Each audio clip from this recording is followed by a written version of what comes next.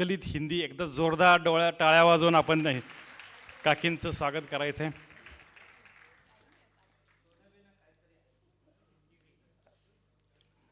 धन्यवाद काकी.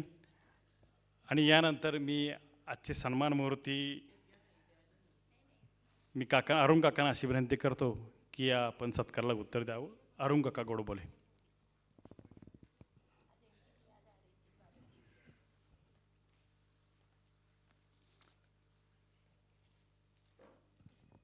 माझ्या मैत्री खातर जमलेले व्यासपीठावरील सर्व सन्मान मूर्ती आणि समोर बसलेले आपण सर्व,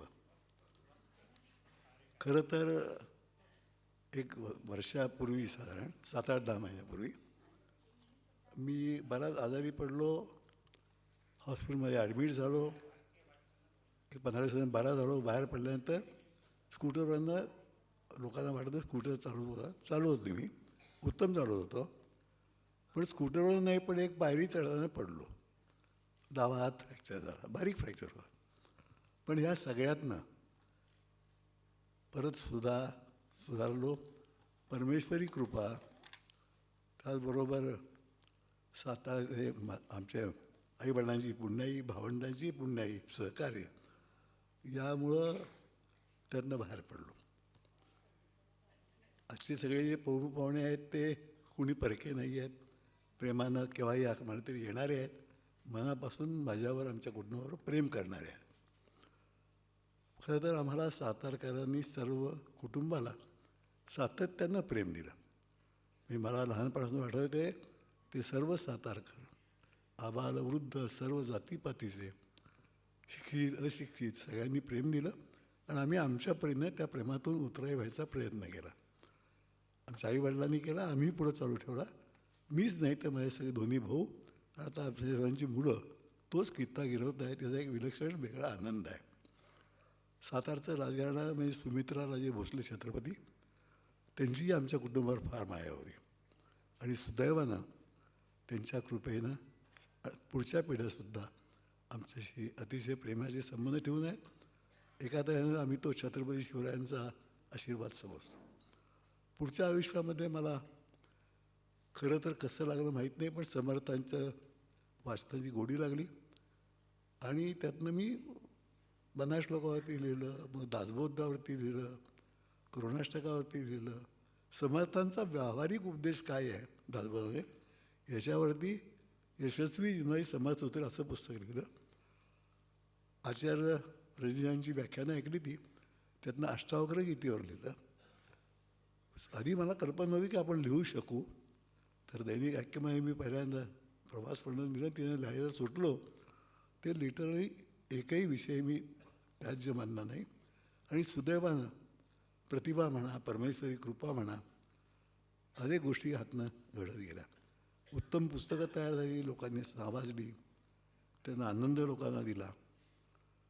म्हणूनच वाटलं सिनेमा करूया. अनेक गोष्टी केल्या आयुष्यामध्ये. म्हणजे ते पुस्तक जर तुम्ही वाचलंच, अर्थात हल्ली वाचणारे लोक कमीच आहेत शोभावणी तसं, पण जर वाचलं तर कळेल की तुम्हाला इतक्या अनंत गोष्टी केल्यात की माझं मलाच अनेकदा वाटतं की आपण खरंच हे केलं असेल का. इन्कम टॅक्स प्रॅक्टिस करताना ट्रक चालवला, ट्रकचं लायसन्स होतं, ट्रक 2 वर्ष सांभाळला, त्यातनं खूप गोष्टी शिकलो, नुकसान झालं, विकून टाकला, मोकळं झालो. पुढच्यासुद्धा टाइम्स ऑफ इंडियाची एजन्सी घेतली. आमचा मित्रपरिवार तांदुळाचा जो आहे तो, आणि सहज सातारकरांचं कायम सहकार्य असं मिळालं की लहर लागली, काही आपण केलं तरी लोक बरोबर यायचे.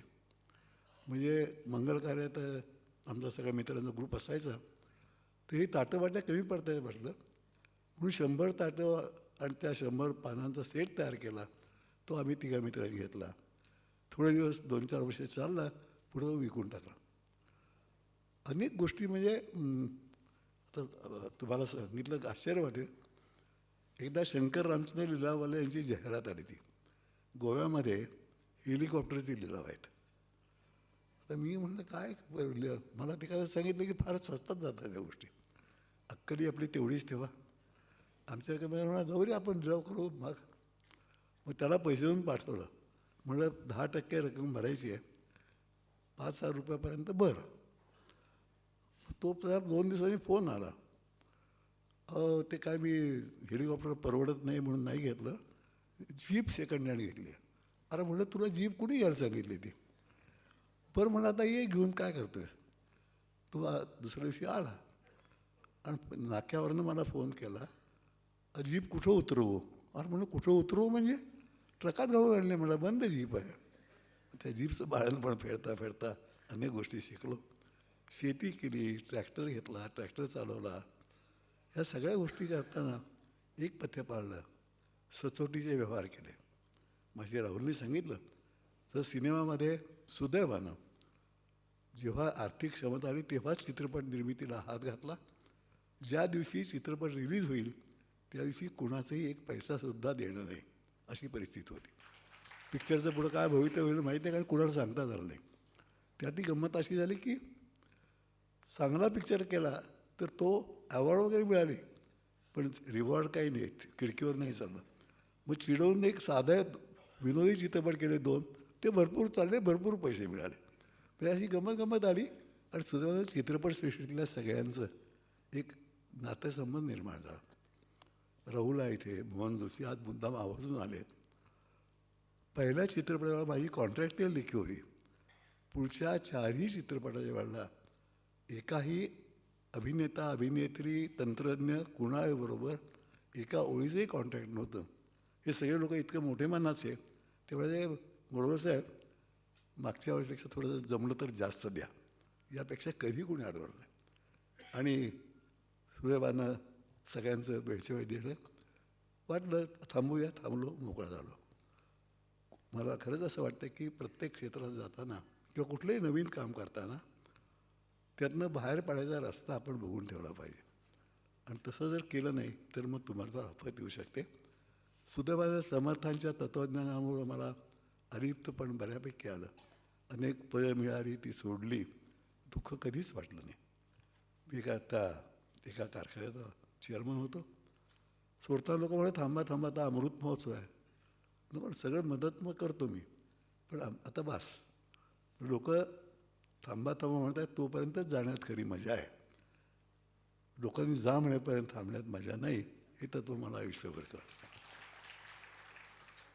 आजारपणामध्ये सर्व डॉक्टर्स आणि सातारच्या ठिकाणी बहुतेक डॉक्टरांची मैत्री होती. या डॉक्टरांनी खरोखरी म्हणजे जरी वर्णन करू शकत नाही अशी मदत केली.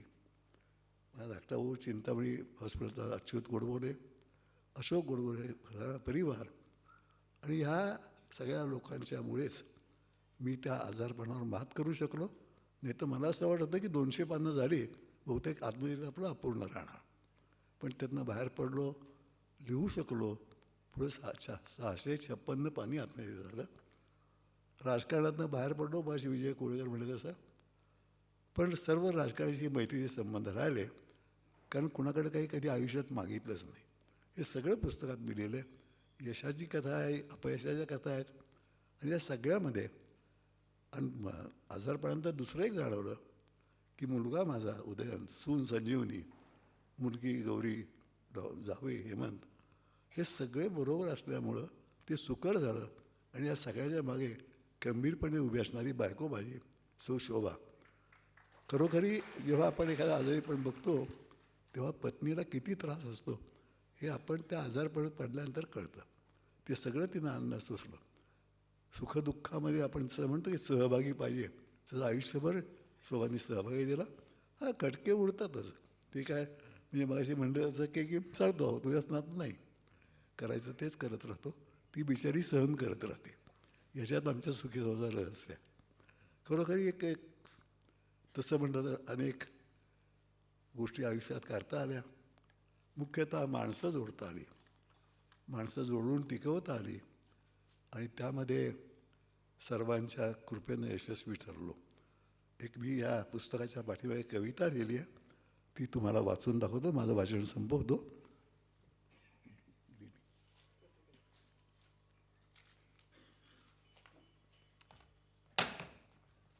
कवी असलो तरी सगळ्या कविता पाठ नाहीत. कवितेचं नाव आहे विनवणी. जन्माला येताना कोठे मला तरी ठाऊक होते, आयुष्य किती आणि कसे आहे स्वकर्तृत्वही अज्ञात होते. चष्मा नाही आहे, पण ठीक आहे. शेवटच्या महत्त्वाच्या ओळी वाचतो, सगळं बोर करत नाही, उशीर झाला ऑलरेडी. 80 पार करताना सर्वार्थाने तृप्त आहे. 80 पार करताना सर्वार्थाने तृप्त आहे. सारे करून सरूनही तसा अलिप्त आहे. सारे करून सरूनही तसा अलिप्त आहे. माझी अन्य नाही काही मागणी, एकच विनवणी आहे. देवाकडे माझी अन्य काही मागणी नाही, एकच विनवणी आहे. जेव्हा जायचे असेल तेव्हा, जेव्हा जायचे असेल तेव्हा देवाजीने विनायास न्यावे, देवाजीने विनायास न्यावे. आपण सर्वांच्या प्रेमाबद्दल आभारी आहे. आणि थांबवण्यापुरती मोहन जोशी जे आमच्या नशिबाने अभिनेते होते, तिथनं पुढं खूपच दिग्गज कारकीर्द झाली. तेही मध्ये आजारी होते, पण प्रेमानं मुद्दाम आवर्जून आले. त्यांना मी विनंती करतो की मोहन जोशींनी यावं. त्यांच्याबद्दल मला कृतज्ञता व्यक्त करायची आहे. कायम सातत्यानं कुठल्याही यशस्वी शिखरावर चालला तरी मोहननी मैत्री जपली.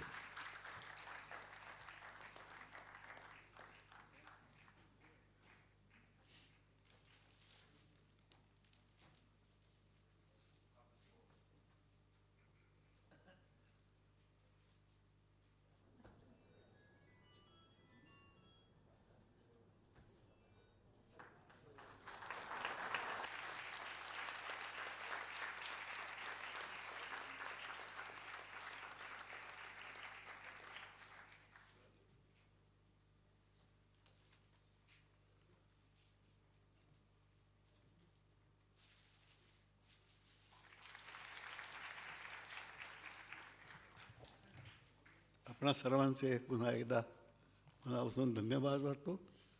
असाच लोभ सदैव राहावा एवढी विनंती करतो आणि माझं भाषण संपवतो. नमस्कार, धन्यवाद. धन्यवाद अरुण काका. तरीही सर्व सातारकरांच्या वतीनं आपणास एकच शुभेच्छा. जीवेद शरदम शतम, जीवेद शरदम शतम. यानंतर या कार्यक्रमाचे शेवटचं तुम्हा सर्वांचे आभार मानण्यासाठी हाजी गुलाबभाई शेख यांना विनंती करतो की आजच्या कार्यक्रमाचे आपण समारोप अर्थात आभार मानणार आहे.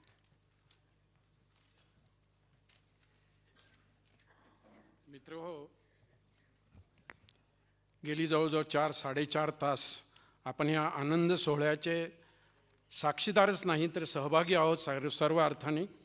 आणि अरुणरावांचा हा सोहळा सातारकरांचा एक रद्द सोहळा आहे आणि त्यांच्या कुटुंबियाच्या वतीने मी इथं उपस्थित असणाऱ्या सर्व मान्यवरांचे आभार मानतो. त्यामध्ये सह काडसिद्धेश्वर स्वामीजी महाराज, समर्थ भक्त योगेश बुवा रामदासी, थोर प्रागतिक विचारवंत लेखक दत्तप्रसाद दाभोळकर, माननीय राहुल सोलापूरकर चित्रपटवर नाट्य कलावंत, महाराष्ट्राचे विख्यात पत्रकार विजय कुळेकर व अरुणराव गोडबोले यांच्यावर प्रेम करणारे, आदर करणारे सातारकरच नाही तर महाराष्ट्रातून आलेले त्याचे असंख्य चाहते, नातेवाईक, सहाध्यायी यांच्या उपस्थितीबद्दल अरुण गोडबोले यांचे परिवारातर्फे व त्यांच्या मित्रपरिवारातर्फे सर्व सातारकरांच्या वतीनं मी त्यांचे आभार मानतो. अरुण गोडबोलेंच्या विषयी सर्वांनीच सर्व सांगितलं. एकच गोष्ट सांगितली नाही, ते म्हणजे त्यांनी अनेक क्षेत्रात आपली मुसाफिरी केली परंतु राजकारणात केली नाही. ही एक चांगली गोष्ट केली, म्हणूनच आपण इथं सर्वजण आत्ता इथं आहोत. त्यांनी कदाचित राजकारणात केली असती तर हा सोहळा आणि आपण एकत्र आलो नसतो. एवढं बोलून मी सर्वांचे पुन्हा एकदा आभार मानतो, मंचावरील सर्वांचे आभार मानतो आणि आजचा कार्यक्रम संपला असं जाहीर करतो. थँक्यू. जय महाराष्ट्र, जय हिंद. ज्या मान्यवरांना काकांना शुभेच्छा द्यायच्या आहेत त्यांनी कृपया स्टेजवर आलं तरी चालेल. मी अनेक जण काकांना शुभेच्छा देण्यासाठी इथं उपस्थित आहेत. त्या सर्वांना अशी विनंती करतो की काका स्टेजवरच थांबणार आहेत, त्या शुभेच्छा सर्वांनी स्वीकारतील. मी कृपया रांगेत येऊन सर्वांनी काकांना शुभेच्छा द्याव्यात ही विनंती.